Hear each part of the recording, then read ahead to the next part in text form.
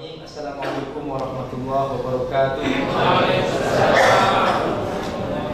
Alhamdulillah, wassalatu wassalamu ala rasulillah wa ala alihi wa sahbihi wa wala. Asyhadu an la ilaha illallah wahdahu la syarika lah wa asyhadu anna Muhammadan abduhu wa rasuluh. Allahumma shalli ala sayyidina Muhammad wa ala alihi wa sahbihi ajma'in.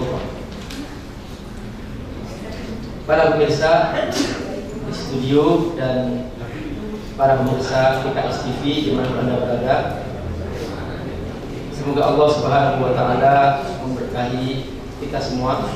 Amin. Karena kita sedang berada di majelis ilmu dan tidak ada majelis yang lebih Allah banggakan di muka bumi melebihi majelis ilmu. Sampai-sampai Allah Subhanahu wa taala memerintahkan para malaikat untuk turun, saking bangganya Allah dengan hamba-hambanya yang duduk belajar ilmu Allah yang Allah turunkan. Dan bahkan para malaikat pun juga bangga yang sempat hadir di majelis ilmu seperti ini. Dan saking banyaknya malaikat, kata Nabi, yarkabu ba'duha ba'duh, malaikat sampai bersusun-susun hatta wasala ila sama'i dunya, sampai mereka mencapai langit dunia. Malaikat lebih banyak yang hadir daripada manusia yang hadir. Tapi insya Allah kita hari ini sekalipun tidak bisa melihat malaikat, kita juga banyak yang hadir. Ada yang di studio, ada yang di luar sana. Mereka mengikuti secara langsung acara kita melalui live streaming. Mudah-mudahan semua kebahagiaan keberkahan ini insya Allah. Amin amin ya rabbal alamin. Tema yang akan kita bahas hari ini dari kitab Riyadhus Shalihin berjudul Babun Nahyi anil Bid'ah. Bab larangan terhadap bid'ah.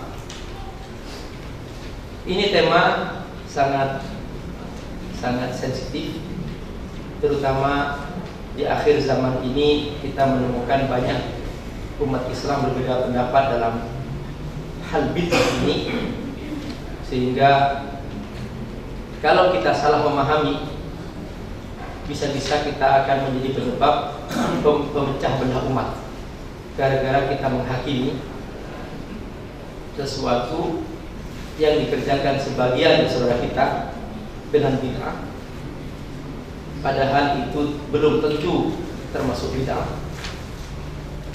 Dan ketika sudah dihakimi sebagai bid'ah, maka otomatis pelakunya akan menjadi penghuni neraka. Karena hadis yang berbunyi kullu bid'atin dhalalah wa kullu dhalalatin finnar. Setiap perbuatan bid'ah adalah sesat, dan setiap perbuatan yang sesat akan menyebabkan menjadi masuk neraka. Oleh karena itu, dalam pembahasan ini saya akan bagi dua. Bagian pertama adalah saya hanya akan menyebutkan dalil-dalil yang disebutkan oleh Imam Nawawi dalam bab ini, baik dari Al-Quran maupun dari hadis. Lalu setelah itu saya akan menjelaskan secara umum supaya tergambar dengan jelas bagaimana seharusnya kita memahami hakikat persoalan ini. Setelah itu pada bagian akhir saya berusaha untuk memberikan jawaban atas berbagai persoalan-persoalan yang sedang berlangsung di sekitar kita, yang terjadi di dalamnya saling berbeda pendapat di antara saudara-saudara kita, yang mungkin dari perbedaan ini kemudian timbul saling menghakimi dan akhirnya menyiapkan di sana sini friksi-friksi atau penyebab-penyebab perpecahan di antara bangsa. Mari kita masuk pada bagian pertama, yaitu mendengarkan apa kata Imam Nawawi ketika membahas tentang bab ini. Ayat apa saja yang Imam Nawawi pilih? Karena ketika Imam Nawawi memilih, itu berarti hasil dari perenungan yang dalam, dan beliau adalah seorang yang alim, dan ketika beliau memilih ayat tertentu atau hadis tertentu, itu sangat penting untuk kita pahami maksudnya. Dan tentu saya akan fokus kepada persoalan yang menjadi judul dalam bab ini, yaitu masalah bid'ahnya. Sekalipun ayat-ayat ini kalau kita tafsirkan sangat luas pengertiannya dan maknanya. Juga hadis-hadis ini kalau kita jelaskan secara mendalam kalimat per kalimat juga akan menuntut waktu yang sangat panjang.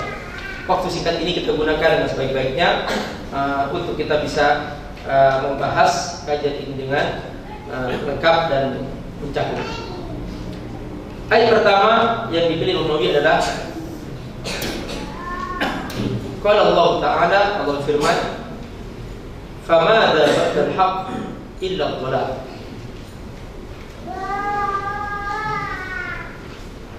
Setelah al-haq berarti dhalal, sesat.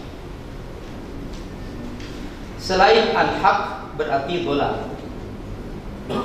Berarti maksudnya Imam Nawawi adalah setiap bid'ah bukan al-haq. Setiap bid'ah bukan al-haq, maka dia adalah merupakan lawan kata al-haq. Maka karena bid'ah adalah lawan kata al-haq, berarti bid'ah ini adalah dhalal. Ini ayat pertama yang dipakai Imam Nawawi. Yang kedua, Imam Nawawi menyebutkan ayat berbunyi, "Ma farratna fil kitabi min syai'." Kami tidak pernah meninggalkan sedikit pun dari Al-Quran sesuatu. Maksudnya Al-Quran sudah mencakup semuanya. Maksudnya apa? Maksudnya tidak perlu kita mengarang-arang sendiri, karena Al-Quran sudah mencakup semuanya. Maka kalau kalian ada permasalahan, cari jawabannya dalam Al-Quran, supaya ada pijakannya di situ.